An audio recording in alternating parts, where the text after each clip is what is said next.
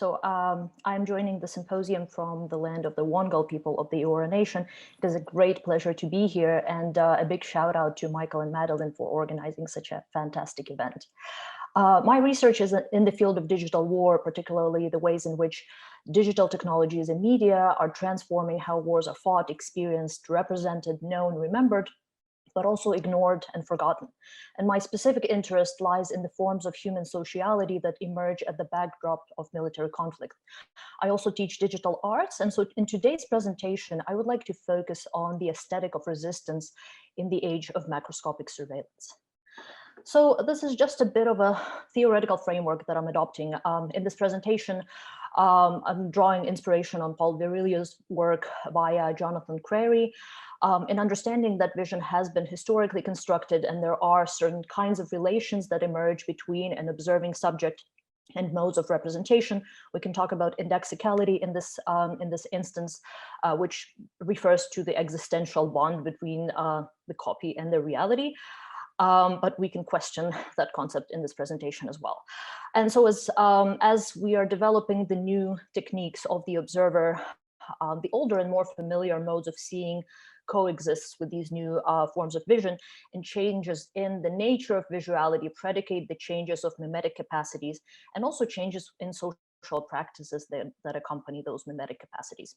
So in this presentation, I would like to ask, how have militarisms changed with the development of new techniques of the observer, which we know have restructured and somewhat reconfigured the ways in which we fight military conflicts in the contemporary time? And also, is there an aesthetic of resistance in the age of macroscopic surveillance? So probably this is a very familiar kind of camouflage to you all. This is military camouflage, that is a mimetic faculty that has a rich history and has always been contingent on the techniques of the observer. This is Dazzle, which is a mimetic device used to obscure the ships when they are being observed through a periscope. And it's heavily influenced by Cubism, the so-called zebrage. It had an enormous, but also what is interesting about Dazzle is that it had an enormous influence on art and fashion of the time. And as you can see on the picture on the right, it is a portrait that was taken in the 1919. So everyday militarisms have an aesthetic to them. And they proliferate and they enter our social imaginaries in a certain way. And actually, this is an observation by the Australian National Maritime Museum that contemporary Sydney has a lot of leftovers of Dazzle. So Dazzle still continues to animate our collective fantasies, and we can see it everywhere on clothes and on architectural objects as well.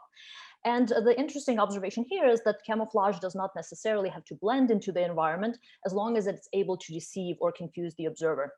And there were actually public sentiments voiced after the World War I was over, lamenting the impending disappearance of Dazzle. And the Sydney Morning Herald in September 1919 noted that while everyone rejoices in the removal of the occasion for Dazzle painting, there are some who regret the latter's disappearance. It produced an effect resembling a crazy dream from Alice in Wonderland, but it gave a touch of variety and picturesqueness now lacking in shipping. To see a great liner in her camouflage was to be reminded of a very dignified and imposing lady reluctantly masquerading at a fancy dress ball in a fantastic futurist costume. So we can see that social practices and social imaginaries are connected to camouflage and perhaps lamenting its disappearance. However, Dazzle's cultural history continues.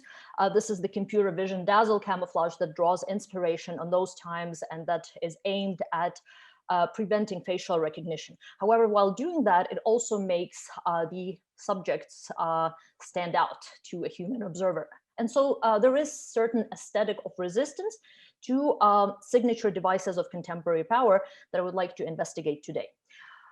So my presentation today is about camouflage networks like the one you see on the slide, and in contemporary paradigms of warfare that are based on precision and visibility and the use of unmanned aerial vehicles or drones has shifted the scales of vision that has necessitated changes in the deception techniques used by combatants. And so camouflage network is one such technique. It's also been in use since World War I, however, with the proliferation of drones, it has an increased significance. And what it does, it aims to separate soldier bodies on the ground from mobile human and non-human spectators. Camouflage Network is an aesthetic of resistance that crosscuts fields of vision and creates a set of relations between a watcher and an entity whose very existence depends on being invisible. And so, being a mimetic device, camouflage patterns serve a dual purpose. They conceal and secure a subject from being seen from above, while also foregrounding their visibility to those who are equipped with different means of observation. And being an integral part of the military-industrial complex, a camouflage network does much more than just render soldiers invisible for macroscopic surveillance, but when seen from below, it may bring to the fore the emerging forms of sociality and resistance that are hiding in plain sight.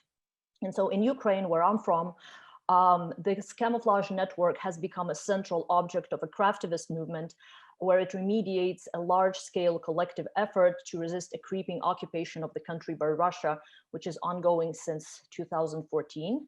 And so what happened in 2014 following the annexation of Crimea and the Russian armed forces land grab inland from the east, the Ukrainian army had found itself underfunded, and hundreds of volunteer initiatives took to purchasing and delivering supplies and tactical equipment straight to the makeshift battlefronts. And discouraged by the scarcity and high costs of the camouflage nets, a Kyiv woman, Olesa Kuryagina, has developed a technique to craft military-grade nets from discarded military textiles. And what she did was she recorded a video where she was encouraging others to do the same. That video went viral and sparked a transnational movement. And for the past 6 years, over 500 collectives in Ukraine and its neighbor countries have been crafting camouflage nets to conceal the Ukrainian army positions from above. And so if one were to join all of the nets that have been crafted in the first 2 years of the movement's existence into a single patchwork quilt, it would probably cover a medium-sized city. But if one were to join all the activist networks that contributed to this initiative, it would probably cover the map of Ukraine. So it is a very large-scale initiative. And so while camouflage networks are collectively crafted macroscopic objects, camouflage scraps have their own social life. They're sourced from the discarded Ukrainian army uniforms, humanitarian donations from Ukraine's strategic partners, scraps from tactical gear factories, and interestingly, old Soviet-era bed linens that are brought and donated from people's homes. Craftivists refer to themselves as spiders. They're an eclectic, heterogeneous collective that is driven by a common goal of saving human lives on the battlefront. And many of them come from all kinds of precarious backgrounds. Some are retired or battling a lifelong illness. Others are living in poverty and have nothing left to give. And still others just have loved crafts and were looking for a community to join. Some are young children that are working alongside their parents. And in the words of a spider, these masking networks are mother's prayers that have turned into lace to protect loved ones from enemy's metal. And so this is my creative intervention to make sense of the aesthetic of resistance in the age of macroscopic surveillance. This is an algorithmic collage that I made with a Fragmenter app to foreground the multiple and incongruous planes of representation of an armed conflict that are woven into the social fabric of everyday life. And so collage fragments the singular linear perspective through the acts of cutting and layering the planes of representation across time and space. And as an aesthetic, collage turns ontological cuts into seams and highlights the points of convergence between those heterogeneous elements. And so this is, I'm not sure if I can play it. Yes, I guess it's very somehow lower quality than expected, but so thinking of macroscopic militarisms and their significance in the everyday. On a macroscopic scale, camouflage networks remediate this multiplicity, incongruity, and discontinuities of the spaces and temporalities in which militarisms are produced, and cutting and layering scraps of the military-industrial complex onto a new plane of representation. Craftivists make a decolonial cut from Ukraine's Soviet past, reconstituting the social fabric that was torn in the 3 centuries of foreign domination, and shifting the singular linear perspective of the camera that has morphed into a digitally captured image of a drone Camouflage networks unsettle hegemonic understandings of conflict by working across the ontological cuts and creating openings between private and public, civil and military, craft and industry, the personal and the geopolitical. Concealing the bodies fighting against an occupant, it brings to the fore an aesthetic of decolonial resistance by fragmenting the historical path dependencies and reconstituting the activist subjects that craft new imaginaries of the future. And after all, maybe the military-industrial complex has never been a singular entity that's fully separated from the civilian life world.